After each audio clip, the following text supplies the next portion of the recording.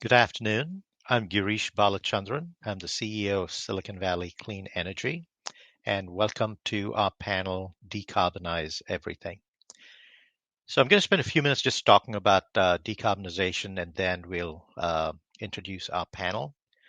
Right from the morning session, it's pretty clear to all of us here at this conference, and I think in California, that uh, decarbonization is the biggest challenge ahead of us. And what CCAs can do to decarbonize is quite important. Uh, so CCAs represent more than 200 cities, and we have hundreds of elected officials who have their hands in the lever for policies that can really help with decarbonization. I'll tell you a little bit about what we are doing at SVCE in the space. Obviously, in the clean energy space, we have a lot of mandates, but right up front, we decided to be 100% carbon free CCA. Obviously, with annual accounting, that's going to be moving to more granular accounting. But our board, which is comprised of 13 elected officials, really wanted to do something different on the building side and the transportation side. And you're going to hear a lot about that from the panel also. Um, just in the last year and a half, our 11 of our 13 cities adopted REACH codes, and basically that allowed for uh, electrification for all new buildings on the residential side and some on the commercial side. It also allowed for accelerated EV infrastructure implementation in our cities. So we've not only done that, and that's actually helped with the new building code that's coming out, uh, that's moving to more electrification. And one of the things that we realized as we were doing this is, what's our special, uh, what difference can we make as a CCA? And what our board and us we are looking at is policies, local policies that can really help leverage um, accelerating electrification on the transportation side and building side. So that's something that we at SPC are working on, and there's a lot to be done there, not just by SVCE and our local communities, but also in partnership with other stakeholders in the region. So I'm looking forward to this discussion. We have a great panel. I'll introduce our panel, and then they'll come on stage to tell you a little bit about themselves and what they do, after which we'll have some Q&A, and I'm hoping that you'll participate by adding your questions here so we can have a robust discussion. So the four folks who are going to be on our panel are Chad AC, who is from Sonoma Clean Power, and he's the director of the Advanced Energy Center. We then have Jesse Denver, who's the senior DER manager specializing in transportation electrification for EBCE. Alice Havenar-Doughton works for MCE, and she is the director of customer programs there. And from Southern California, we have Kathy Wells, who works for California Choice Energy Authority, and she's the energy programs manager. So with that, I have each of our panelists introduce themselves and tell you about what they're doing.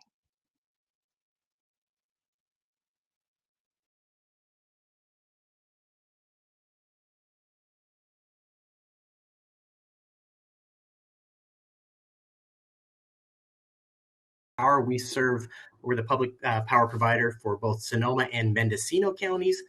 We are a CCA that holds a very large area of space. We started in 2014 and we expanded in 2017 to include Mendocino County. A couple of our power mixes to describe what we provide to our community. One is our Clean Start program, which is about half the greenhouse gas emissions compared to our local IOU or private utility. But I do want to highlight our Evergreen package or our service, which is 100% renewable power. It's from geothermal and solar generated inside Sonoma Clean Power service territory, which means it's 100% local and it's renewable 24/7. So it's very unique. This service is about $13 more than our default service. So it's a little bit more for the average residential customer to dedicate their monies towards energy efficiency and climate change. What our SCP territory looks like, it's mostly rural, it's coastal, where the temperatures can vary about 30 degrees from one area to another on any given day. We've experienced 5 fires since 2017. Back in 2017, we applied to the California Energy Commission for a grant to try to figure out how to get the right energy efficient systems in our homes and businesses. And we were awarded an EPIC grant of $9.8 million. And it started the Lead Locally Research Project. This project first uncovered 3 major barriers of why the right appliances and equipment aren't in our homes and businesses. Those barriers were products. Products aren't well known. Those energy efficient products are usually hidden at the store and they're unknown to the building community. The second barrier was cost. These energy efficient appliances are more expensive than the fossil fuel or low cost or low efficient electrical appliances. And there's also added installation costs. And the third barrier was the building community itself.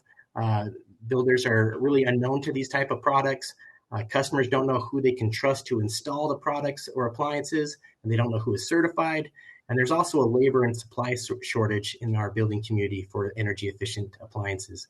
How we in Sonoma are working to solve these problems with the barrier for products, what we've done is we've created this, as you see on the screen, our Advanced Energy Center, where we're displaying 15 or more energy efficient systems. There are absolutely no fossil fuel appliances in the Advanced Energy Center, and it showcases the appliances down on the floor. So if you can go to the next slide, I'll show you a couple of the areas of the Advanced Energy Center. You can see there we have a heat pump water heater and a water savings area that shows our heat pump water heaters. It shows heat recovery dish machines that talk about both energy efficient energy savings as well as water savings.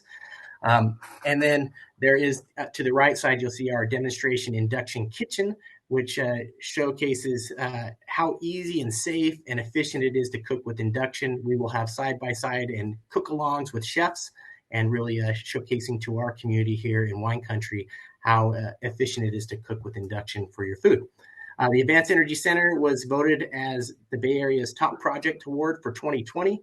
So we're very proud of our Advanced Energy Center. But the second barrier was cost. And so all of the products that are displayed at the Advanced Energy Center, we pre-negotiated the rates with those participating vendors. It's a free space for them to display their products. So we just wanted the best local price.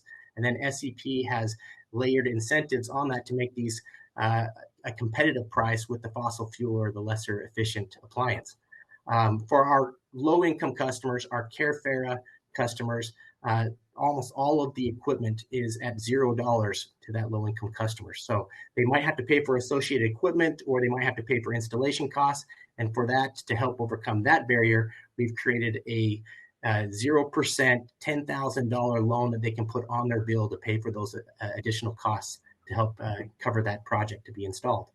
The third barrier was the building community. So to take care of that, if you can go to the next slide, what we've done is we've put together an education program that's showcasing emerging technology education. We also have on-site connection to workforce development programs. We're looking at showcasing better installation guides and best practices from our research project to that building community.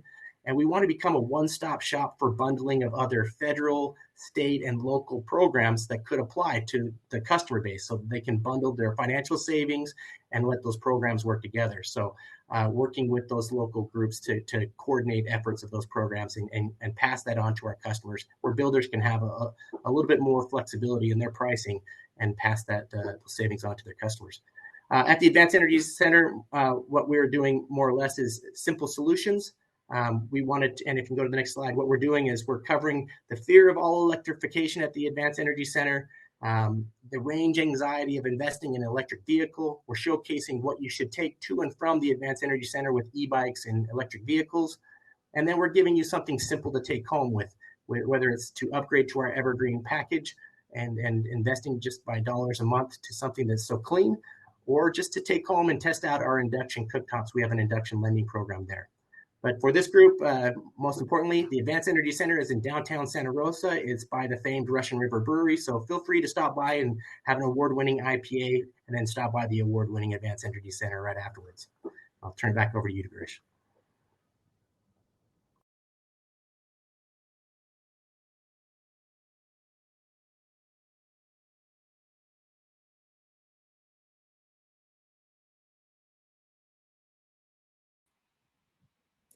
Hello, good afternoon, everyone. My name is Alice Havener-Doughton, and I'm the Director of Customer Programs at MCE. Really nice to be here this afternoon.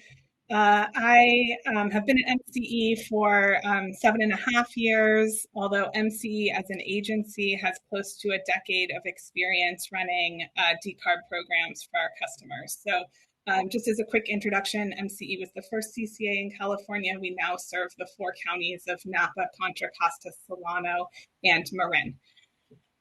So over those 9 years, a lot has evolved in our programs. Going back to late 2012, when we first launched our small suite of energy efficiency programs, those programs included a multifamily energy efficiency program and a small commercial energy efficiency program. Happy to say that both of those programs are still going strong today, 9 years later. But over the years, we have expanded upon those 2 offerings and today offer energy efficiency programs to serve almost every customer segment that we have, including industrial customers, agricultural customers, just across the board. Going beyond energy efficiency, we've also expanded into electric vehicle programming, including funding over 1,000 charging ports throughout our service area. We offer EV rebates for income qualified customers. And we also currently have 3 resiliency and demand response pilot programs underway. So I'll keep my introduction brief at that, and I'm really looking forward to discussing these programs in more detail as part of the panel discussion.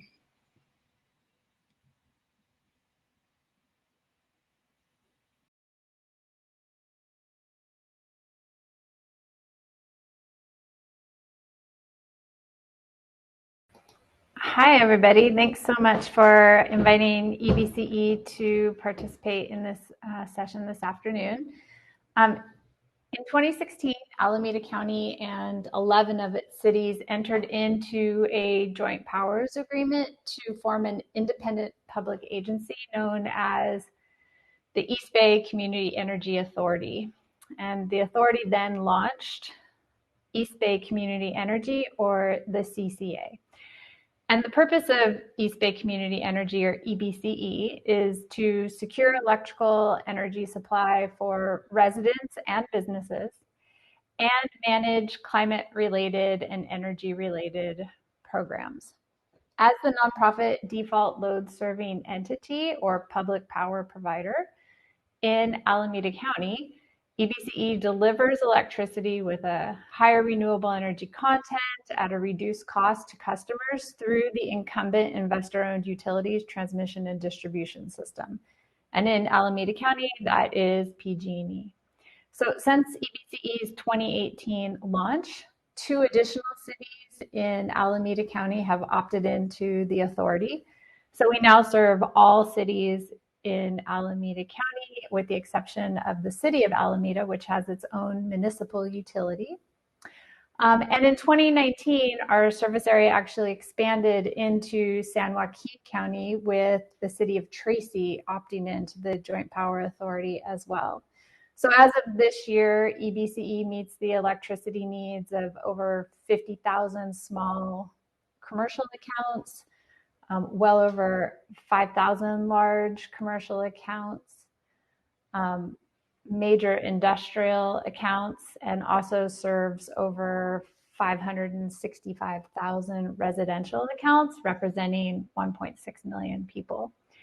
Our local development programs team, which I'm a part of, manages projects and programs that help our Joint Power Authority member communities achieve their climate action goals faster. And these include building electrification, thermal decarb, energy efficiency, and the program areas that I'm responsible for, which is community energy resilience and transportation electrification. And I'll speak to both of those today throughout our panel, with a real focus on our transportation electrification efforts. Back to you, Girish.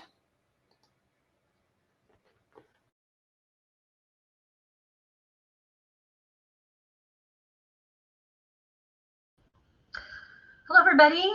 I'm Kathy Wells from CalCCA. welcome everybody, and congratulations to CalCCA team for this great virtual experience. It's been fun. Yeah, I'm excited to be part of this panel. I am the newest member to the CalChoice team, Energy Programs Manager. Previously, I worked for municipalities, Lancaster Choice Energy. I started with Lancaster years ago, and then I was part of the team that launched the first CCA in Southern California Territory, Southern California Edison Territory. We were the third in the state. I used to say we were MCE's little sister. But as we've matured, we created CalChoice, a hybrid model to help smaller cities launch a CCA where they may not have been able to do it on their own. So right now we serve, we have 8 member cities, the city of Lancaster, Apple Valley, San Jacinto, Baldwin Park, city of Pomona, Rancho Mirage, Pico Rivera, and our newest is the city of Santa Barbara, who just launched October 1st. One of the things we are focusing on is transportation electrification, of course, and decarbonization efforts for buildings. One of the programs we're excited about, and I hope to get to speak about it this afternoon, is we are working on a battery solar storage program for our city buildings and commercial customers. So I hope to get to talk about that a little bit later. Thanks.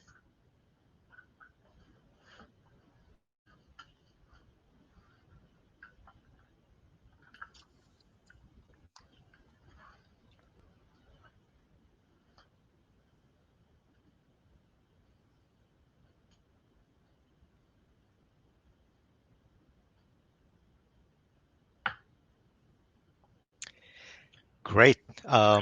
Thank you for those introductions. We've teased up a bunch of topics, so let's get into it. Let's start with transportation electrification. I'd like to know, what are you offering in the transportation electrification space? And if you can also touch on what's the role of CCAs in bridging gaps in the market in this space? So let's go, Jesse, you obviously specialize in this. Let's go with you first. Sure. Can you hear me okay? Yep, great. Perfect. Well, East Bay Community Energy is going big in building out our transportation electrification program and really our light duty and medium and heavy duty business units. In the light duty sector, we're really focused on 3 primary areas, and that includes incentives for publicly available level 2 and DC fast charging projects.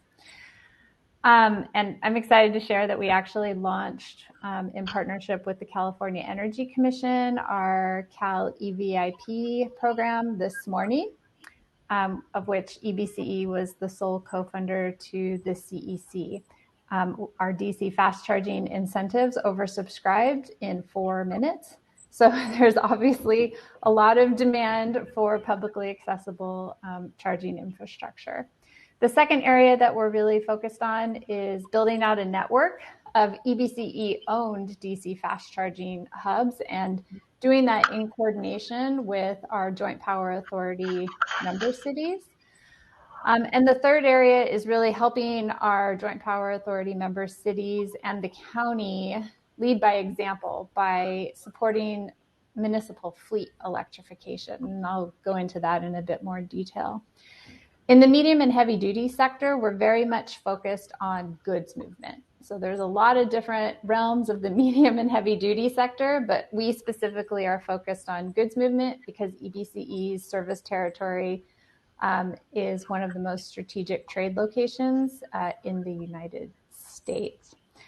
CCAs as the default power provider, public power provider, we're in a really unique space to really help advance the state's transportation electrification goals. And we can do that a few ways, Grish. First is through this local lens and the data that we have, both as a public agency and as the public power provider, to both scope our investments and local projects and programs to deliver the biggest community benefit possible, rather than kind of taking a standardized statewide approach and not analyzing local data that really fits a specific area. The second thing that makes us really unique to be able to lead in this space and help our cities achieve their climate action goals faster by reducing transportation electrification emissions is the fact that we are not-for-profit public agencies that are actually governed by board of directors or city councils made up of elected officials. And in EBCE's case, that's a board of directors made up of elected officials from each of our communities. And these cities don't have the bandwidth or staff or funding resources to be able to take on transportation electrification alone. And it's just too much to manage, whether it's managing procurement processes and contracts, getting funding, applying for grants one-off as individual cities, managing those grants. These are major infrastructure projects, and the CCA, EBCE, is in a good position because we do have revenue that we need to reinvest, that is our mandate, back into the community. We're in a good position to act as the facilitator, the manager of these projects and programs that help benefit our JPA member community. So that really puts us in a unique space to be able to lead. That's great, Jesse. Just reflecting back, some of the local focus that you have, the fact that you have the Port of Oakland, it's a giant hub in the United States. So having a CCA just focusing on that is great. And of course, the not-for-profit and reinvesting in the community, I think that's definitely a theme of how we add value to our community. So that's great. Let me open it up to others to talk about transportation electrification programs that you have. I'd love to pick up on where Jesse left off with how CCAs can best direct investments into our communities and talk about the origins of MCE's transportation electrification program. So around 4 years ago, our board made the decision to invest in transportation electrification and supporting that throughout our service area. And one piece of feedback that we heard over and over again is that there was a real gap in other funding and other programs that maybe capped projects at a certain size that was too large or had onerous requirements attached to it. And it really wasn't accessible for many of the smaller communities throughout our service area. And so we really took that feedback. And when we designed our transportation electrification program, we made sure that it was suitable for large projects and small projects. And we were able to work with all communities throughout our service area. So what that looks like for us, we have incentives available. We mainly focus on workplace charging, which has the dual benefit of reaching lots of folks who are working at those workplaces, but also encouraging middle of the day charging, and multifamily charging from an equity standpoint and ensuring that all folks have access to electric vehicle charging. So to date, we've funded over 1,000 ports throughout all 4 counties of our service area. And one thing that I'm particularly proud of is that 66% of those ports have enrolled in our Deep Green service, which is our 100% renewable product. MCE has both a light green and a deep green product. So it's great to see all of these new ports subscribing to 100% renewable energy. Also following down our commitment to equity in transportation electrification, we have a rebate program for income qualified individuals to help them purchase either a new or used electric vehicle. Our program is fully integrated with the state CVRP rebate. So it's a nice adder that our customers only have to fill out one application form to access both of those sources of funding. And then lastly, we just recently launched a smart charging pilot to start looking at how we can help influence patterns of charging at home. And I'll give a shout out to Silicon Valley Clean Energy, who we modeled some of our pilot after their work. But we are working with an app that will link directly to home charging or to vehicles and will help those customers optimize their charging away from peak hours of the day. That's great, Alice. Hear what you're talking about. It's not just you weaved in a whole bunch on innovation in the space, accelerating change, and also weaving in that focus on equity. And I think that again, from a theme of the value add that CCAs have, I think that's great. Chad, anything to add on transportation? I know you have some cool programs in Sonoma that you started quite a few years ago. Yeah, our Drive EV program was very successful where we negotiated and we kind of stole the same theme with the Advanced Energy Center with the appliances for the homes and building. But with our Drive EV program, we pre-negotiated with the dealers to get a great local price, but then SEP to layer in a couple different incentive rates to lower the price of the vehicle and an additional rate lower for those who are low income customers. So to try to be a little bit more equitable for those who can afford it, or for those who have a used vehicle, trying to incentivize those differently than the average new vehicle. But right now, because our community has such a high percentage per capita in EVs, we've switched to more of the infrastructure. So we've put a lot of emphasis in getting car chargers in different locations, specifically that we have such a rural and coastal area that we want to get car chargers in unique areas so that when you do come to wine country, you shouldn't have a difficult time locating a place to charge. That's great. Yeah, tailoring programs for what your particular community needs. That's great. And in terms of what your focus is on EV infrastructure, that's kind of where we at SVC, we are focusing on that too. So a little bit of all in this chain for moving to transportation electrification. Kathy, would you like to add anything on programs that you're offering?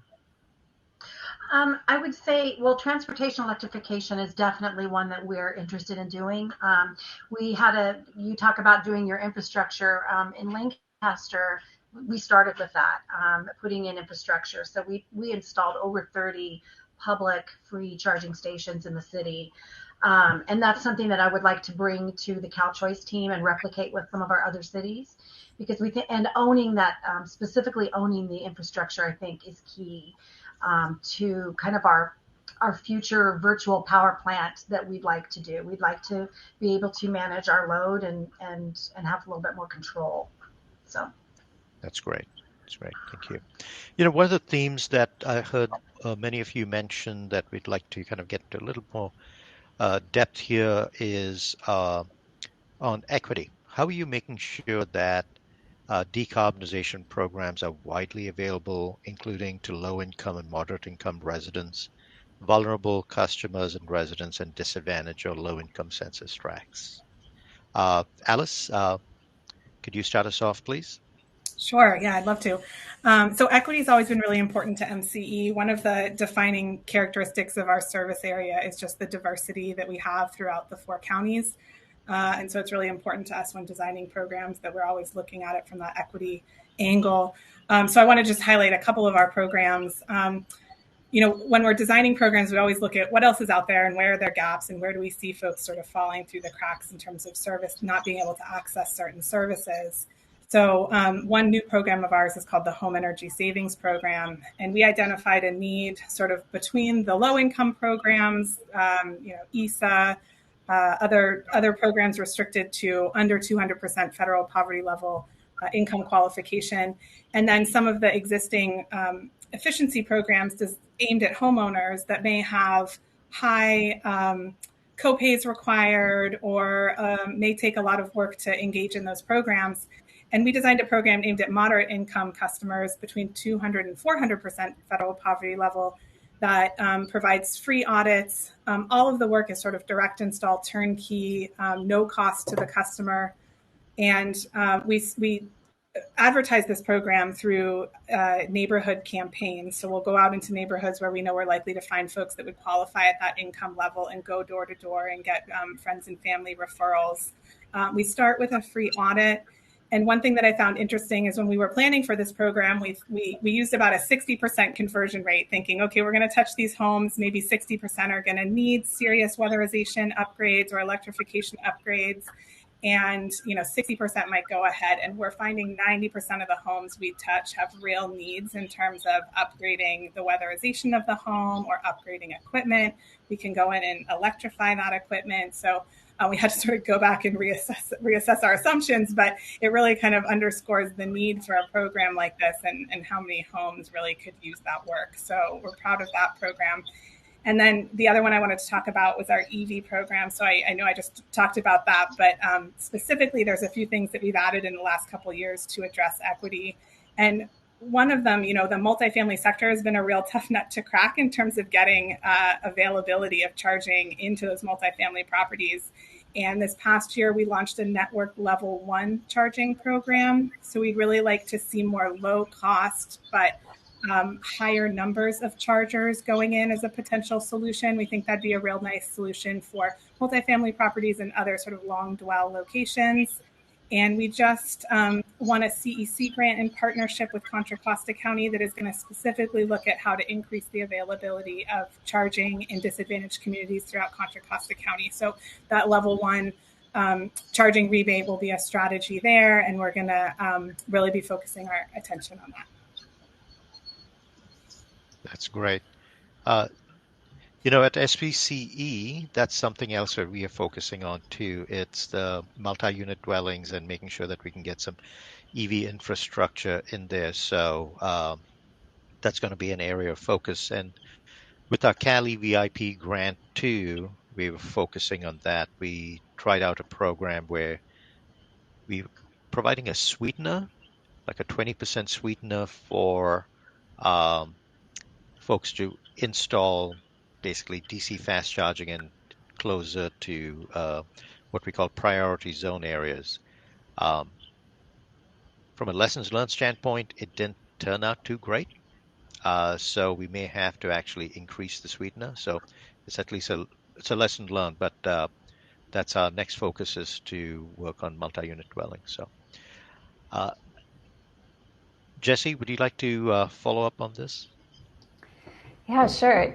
Speaking of multi-unit dwellings in Cal EVIP, when we were working with the California Energy Commission to scope what the Alameda County incentive project would look like, we really wanted to ensure that our own investment and the state's investment in publicly available charging infrastructure in Alameda County was going to deliver the biggest benefit possible. The state doesn't have insight into what our local ecosystem looks like.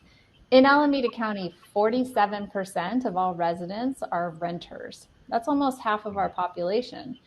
EBCE is a public agency. We have DMV registration data, and we can see that there's been basically no uptake by renters in multifamily properties of EVs. And so we mapped all this information. We also looked at what is the vintage of all of our multifamily properties in Alameda County with 5 or more units.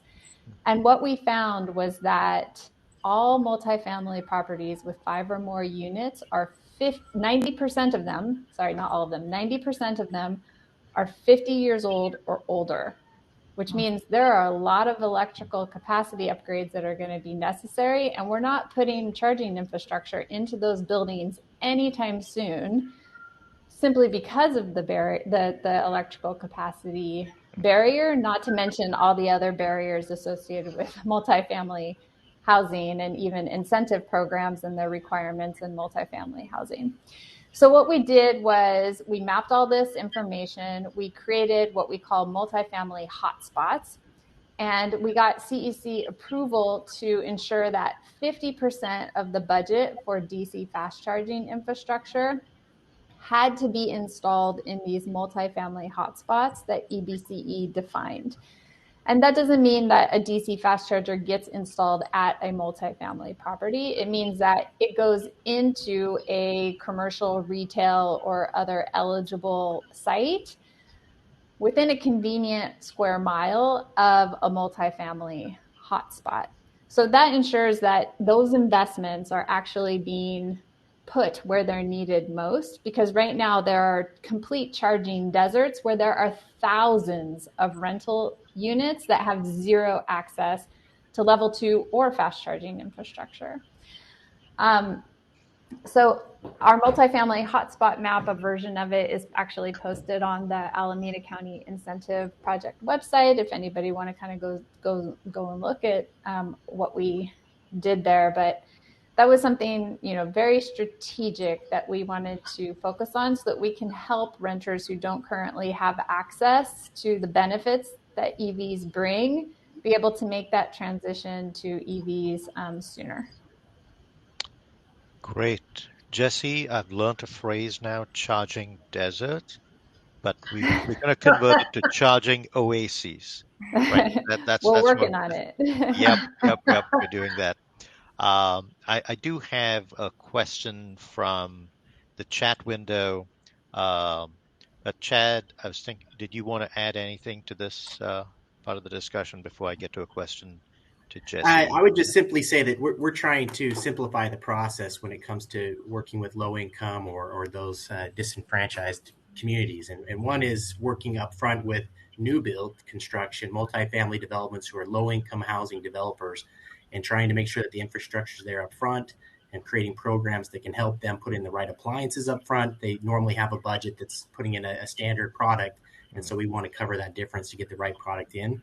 Also working to make sure that they have EV charging and other infrastructure involved in that. But we're also trying to coordinate with the different cities in our area to try to make sure that those planning commissioners and that are really pushing for new developers to include EV charging, especially in all multifamily dwellings.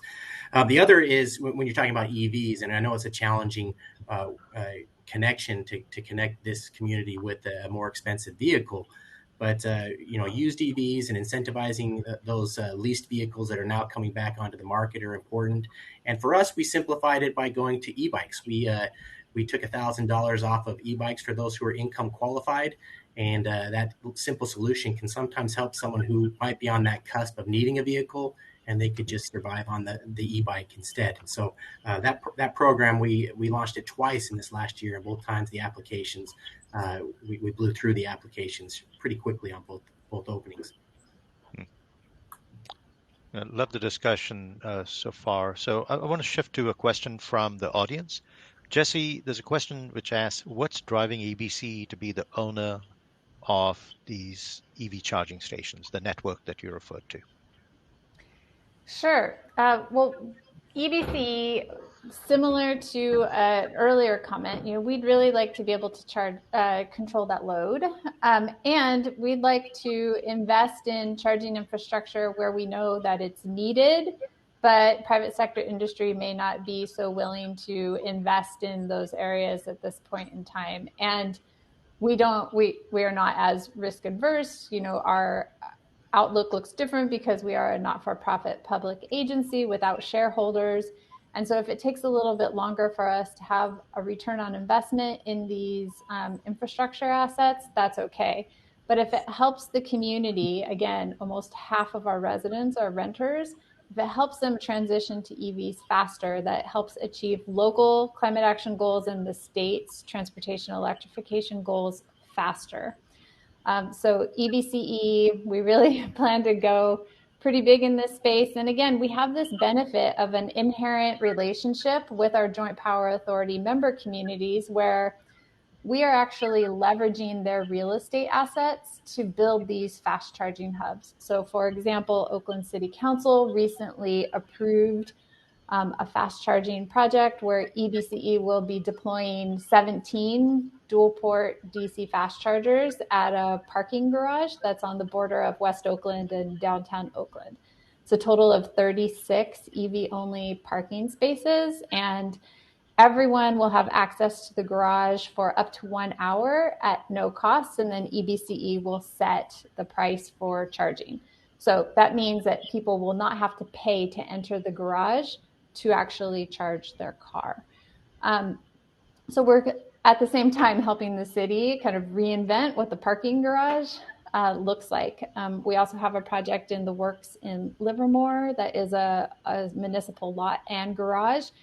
and another project that is curbside, with other projects in the works with some of our other JPA member communities. So there's this inherent mutually beneficial relationship between the cities and the JPA, where we can really support deployment of this necessary infrastructure. And ultimately, Grish, there's, as we all saw today, with DC fast charging incentives being oversubscribed in 4 minutes, us all knowing exactly how many connectors are necessary throughout our service territory, and knowing that the incentives that were released today through our Cal EVIP program are not enough, there's enough room in this marketplace for both a public agency like EBCE to be building out charging infrastructure, in addition to the private sector providers, some of who, you know, we would be potentially partnering with to operate and maintain EBCE's assets over a long period of time. Great answer. And, you know, as I kind of just reflect back on all the answers and conversation we've had so far, you know, this climate emergency is on us, right? And we need different ways to approach it. And just from the discussion we've had over here with the 5 of us, we kind of, whether it's transportation, electrification, equity, just so many different ways of meeting interests. So it's almost like running a bunch of large scale experiments, and we are learning from each other as we're moving forward. So it's really, really great to hear. All right, next question. We talked about low income. We've talked about, Jesse, you ended with some issue financing, essentially. So I want to talk about financing innovations. Are there financing innovations existing on or planned when it comes to decarbonization? And let's go with Chad first. I know you've done a few things in the last couple of years in this area. Yeah, our agency has great financial stability and a good credit, and so it's allowed us to take a few financial risks on trying to, like at the Advanced Energy Center, incentivize the equipment cost down to zero for the low-income customer. Also, our 0% loan program, which is on the bill, that is a great opportunity for CCAs to allow funds to be given back to their customer base so they can use it to invest in something that could pay them back over time, and then they can pay that back in a lesser amount on their energy bill. In most cases, that monthly payment amount is less than the savings that they're going to appreciate for their energy savings for installing that appliance. So we're looking at that to see exactly the success that we're having in that loan program. But that's one way. And then the other items that we're looking for that is just getting comfortable with all electric living, and shifting that to that focus on equity, and putting a lot of our program structure and upfront development on the low income first. If we can take care of the low income customer first, usually the average customer who is already in a more stable situation to invest in these appliances can afford it. But we would need to focus on the low income first. Okay, great. I'm going to move on to the next question, and feel free if you have something to add, you can just add it to the next time you're speaking. But what missed opportunities are there due to state tools like Cal EnviroScreen, and how are CCAs identifying gaps? What tools are you using to ensure low-income customers, vulnerable frontline communities, and other stakeholders are not left out? I think we've touched on that a bit, so if there are things that you've missed out on that, Jesse, I think you had some specifics on the data analytics side that EBCE is doing. Sure, happy to talk about that. So as I noted, we mapped our multifamily hotspots, but we also mapped where are our affordable multifamily properties. These are properties that are managed by nonprofit development companies and organizations like Bridge and Eden and Saha Housing. And they have portfolios of multifamily properties that specifically serve low-income residents throughout the Bay Area and beyond. And through Cal EVIP, historically, there has been an incentive adder for multifamily properties that are located in state-designated disadvantaged communities and low-income census tract boundaries. And what we found when we did our mapping effort was there were a lot of affordable multifamily housing properties that were actually outside of those DAC and low-income state designated geographic boundaries. And in essence, not extending the adder to those development agencies or organizations was an inequitable distribution of money, because it essentially puts them in a position of having to choose which of their low-income residents they're going to provide with a amenity or a benefit like EV charging, and who's going to be left out.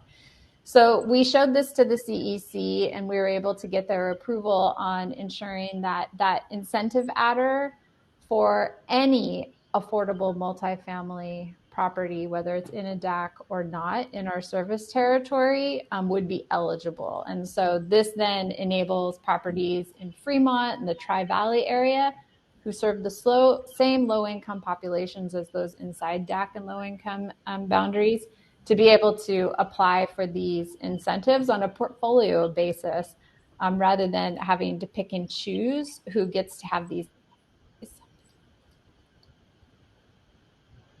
I can add on to that this certainly extends into our medium and heavy duty goods movement work, where, again, as a public agency, we have DMV registration data incorporated into our customer database, and we can see where the medium and heavy duty goods movement vehicles, class 3 through 6 and class 7 and 8, are actually registered and domiciled. And so we know that while trucks might be operating, for example, in and around the Port of Oakland or through West Oakland on our freight corridors, they're not necessarily domiciled at locations in disadvantaged or low-income census tract designated boundaries.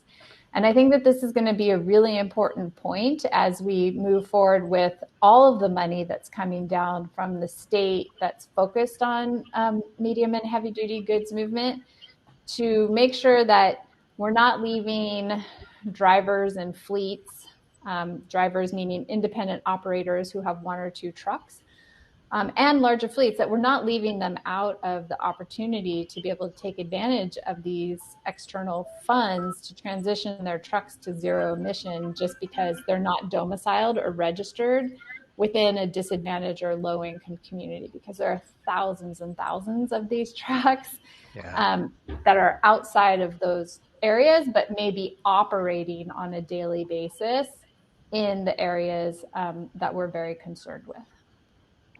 That's just fascinating, super interesting. That just that focus, right? One would think that using these tools, you're actually going to capture a lot of the so-called value, but getting into that next level of detail is great. Yeah, with all these trucks not being domiciled in these areas, having them also get access to funds is super important. Alice, you have a similar kind of experience at MCE service area. Yeah, so we have a program. We actually just wrapped up year 3 out of a 6-year pilot program for our low-income families and tenants program, or LIFT program. And that's a program that's aimed at affordable multifamily properties. We do electrification and efficiency upgrades. But when we designed that program, we specifically designed it to address what we called hidden communities, which is essentially that. It's looking for those affordable multifamily properties that might not typically fall into those targeted areas because they are outside of DAC. And one thing that I found interesting is, that program just, by funding restrictions is limited to under 200% federal poverty level. That's the income cap for that program. But when we map that to area median income for each of our 4 counties, that 200% federal poverty level could be as low as 30% of area median income, which is quite low compared to how that maps across the state. And so I think it just goes to show, the variety and cost of living and how that can impact affordable properties depending on where they're located. So one of the metrics that we actually track for that program is how many homes are we serving outside of DACs, which sometimes gets this reaction from folks like, why are you tracking that? But we wanted to really make sure that we were focused both on properties inside DACs, but also reaching out to those that might otherwise not qualify for funding. So, Kathy, I'm going to go to you next with a question that's in the chat window. But before we wrap this up, at SVCE, we are using a metric called SEVI, Socio-Economic Vulnerability Index. So we're going by every census tract in our territory and mapping out by quartile, who are the most vulnerable customers, getting to the same point over here that you may have disadvantaged customers that are not captured with these traditional tools. And we want to make sure that we identify vulnerable customers and populations and make sure that we target and our programs towards all customers. So with that, Kathy, there's a question on the chat window which asks, how does the CalChoice model affect its ability to develop programs versus the individual member CCAs in CalChoice? Oh, okay. That's kind of where our hybrid model comes in. Basically, we support each individual CCA who has their own individual board, their own branding.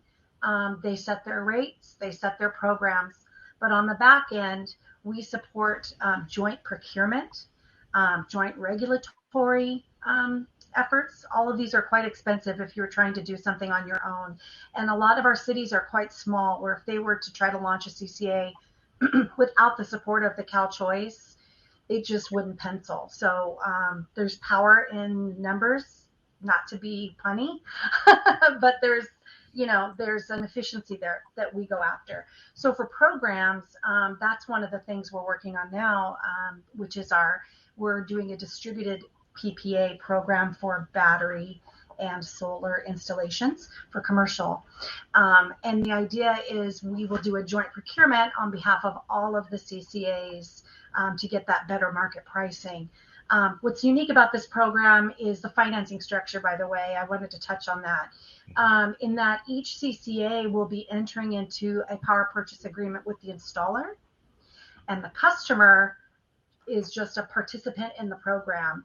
The CCA then controls that and can offer a lower rate than the market, but perhaps keep a piece of that margin for additional revenue stream. I think you mentioned it. We were local governments, nonprofit. Funding is key. So, we rely on the help from strangers, kind strangers. The grant funds are great. This is a unique way to offer something to our customers that they don't have to pay out of pocket. That also brings value to not only the customer and energy savings, but it's going to help us with our procurement. It's a forward-facing program, decarbonization. So we're pretty excited about that. And we're partnering with Terra Verde. They have a booth in the expo. Check it out if you want to get more information on that. So, thank you, Kathy. So we have about 10-ish minutes left, and there are two topics I want to touch on. One is, as we make this transformation to electrify everything and decarbonize everything, we need to make sure that we have the workforce available to enable this transition. So could we talk a little bit about what your workforce development efforts are? Let's go with Alice first, and Chad, if you wouldn't mind following. Yeah, so I'd love to talk. We have a couple sort of focus areas for workforce development, but one in particular that I'd like to talk about is our electrification workforce development program. So I think it's probably clear to everyone that the availability of workforce to do electrification is one of the biggest barriers. We're seeing it even, not at the scale that we need to get to really address climate change, but even at sort of the scale that it's happening today, it already is a barrier. So we launched a program to help address this from two angles. One, we offer training to contractors who are already doing work through our energy efficiency programs, where we'll do ride-alongs and on-site training to give them the skills to install electrification measures. And then on the other side, on the job seeker side, we've developed curriculum that we share with local community colleges and workforce training organizations to add into their construction training programs that prepare those job seekers for internships with contractors that we have connections with through our programs. And then MCE will fund 160 hours of on-the-job training for graduates of those programs with contractors working through our program.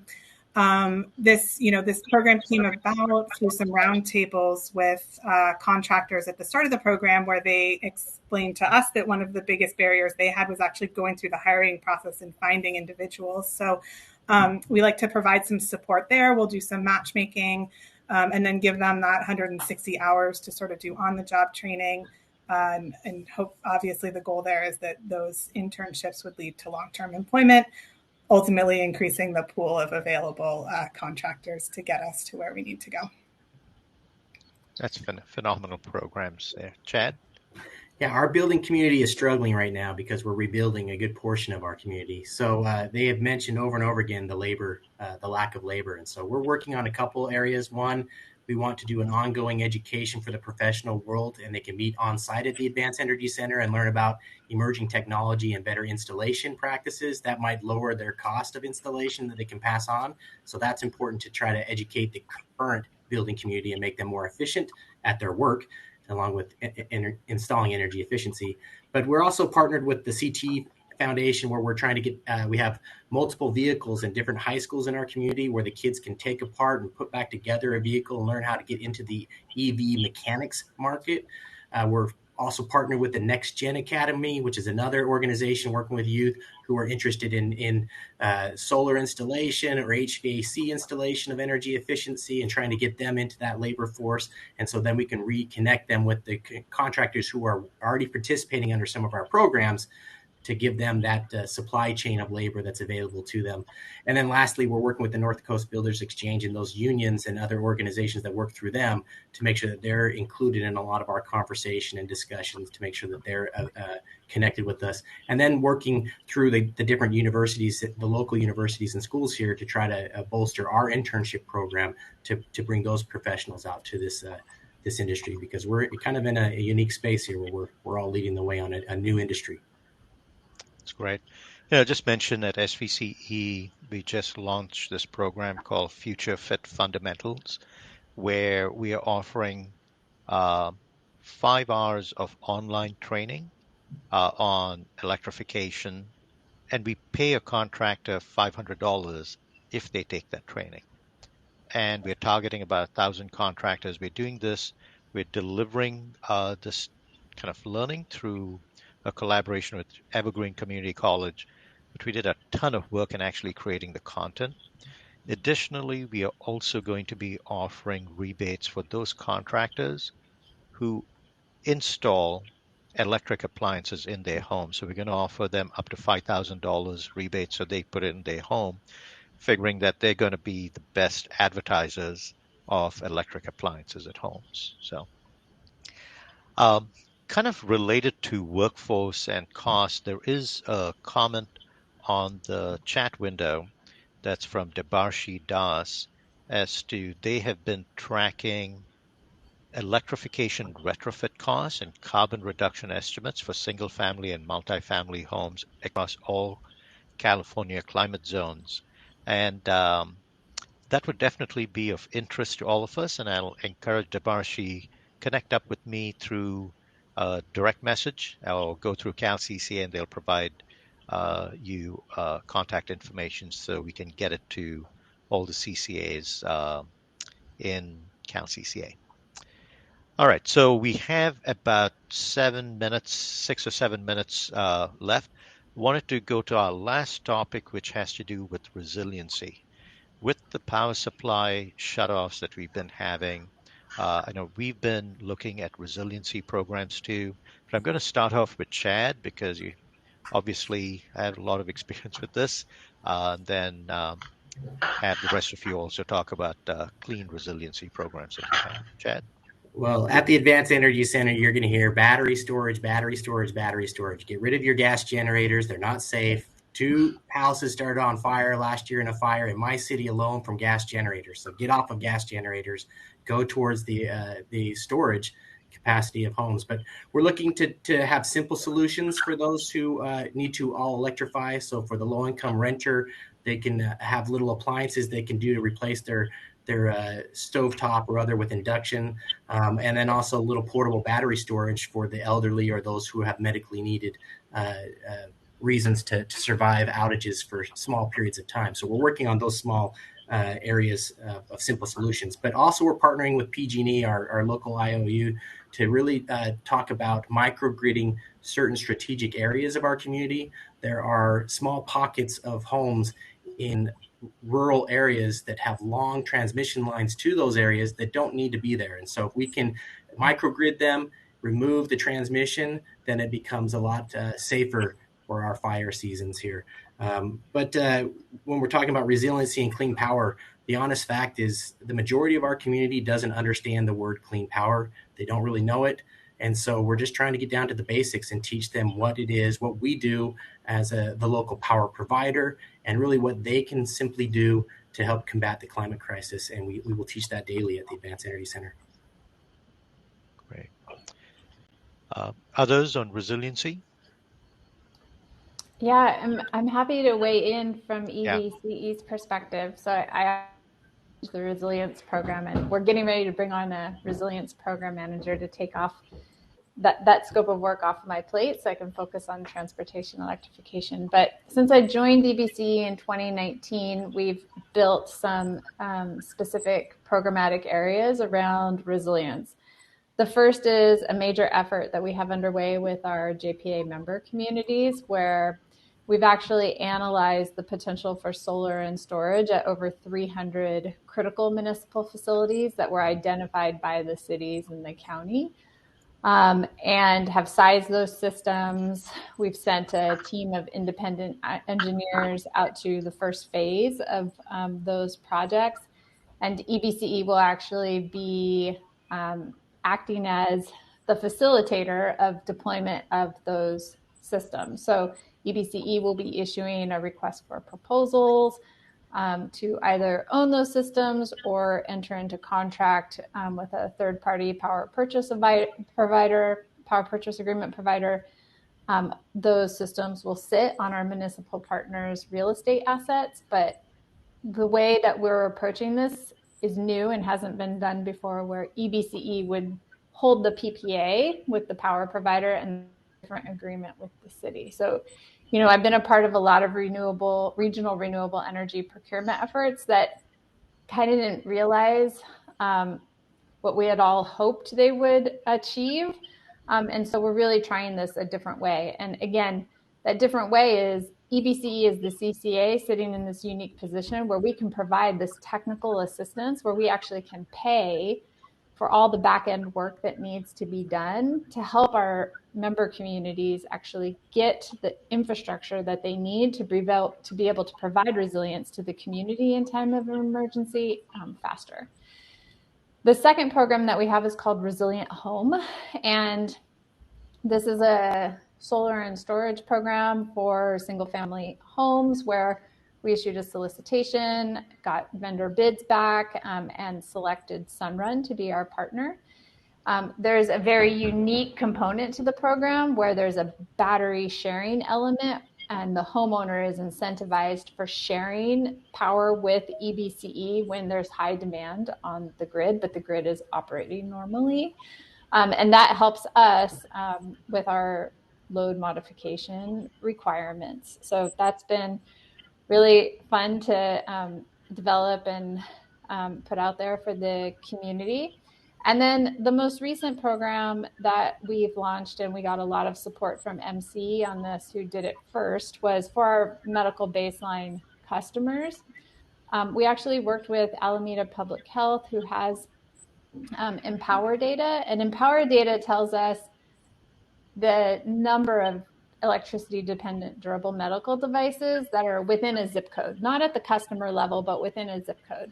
And this really helped EBCE narrow the 10,000 plus medical baseline customers that we have to be able to say, okay, we have limited resources to be able to go and buy batteries that we would be able to give to low income medical baseline customers for free. Who should we target first? And then we also used available budget to develop a rebate program for all other medical baseline customers who are not in those target zip codes and who were not low income. So that program has been underway since September, And all of the batteries that we had have since been given away, and we have rebates being processed on an ongoing basis. Fascinating. And thank you, MCE, because we are copying the medical baseline battery program too. Our board just approved it last month. We're very excited about being able to roll that out. We also rolled out a resilience program for community facilities. Alice, would you like to add to this on resilience? Yeah, I can just add that MCE's board, in response to the PSPS events that we are seeing over the last couple of years, created a resiliency fund, and that fund has the goal of installing 15 megawatt hours of battery storage at both residential and non-residential or community sites throughout our service area. And this program has sort of two aims. One is the resiliency side and ensuring that people have sort of clean sources of resiliency when the power goes out. And then the other side is sort of addressing peak usage and the duck curve. So all of the batteries installed through this program will be aggregated under a DERMS platform. We're partnering with Enbala Concerto for that. And we'll be offering ongoing payments, performance-based for non-residential customers and a flat rate for residential customers for our ability to use that battery to some extent to offset the peak ramping hours in the evenings. So, looking forward to doing more and more with that. And just it's been a challenge. I'm sure you all have seen, just like the workforce issues with electrification, we're seeing real supply and workforce issues on the battery side as well. But we're getting there and are excited to get those 15 megawatt hours in so we can start seeing how we can use those. Well, thank you very much. I want to thank all of you, Jesse, Alice, Chad, Kathy. Really good. I think we've covered a lot of ground here, and it's very exciting to be part of this. It's a giant challenge to address buildings, transportation, policy, and you guys are doing an amazing job here. So thank you very much. I want to remind everyone to go back to the main stage where we'll be having closing session from CalCCA. So thank you again for participating. And I'll just say there are a couple of questions, very detailed for Jesse. I'm going to ask person on the comment window to connect with Jesse or connect with me, and I'll put you in touch with Jesse to have those questions answered. Thank you all very much. Have a good evening. Bye.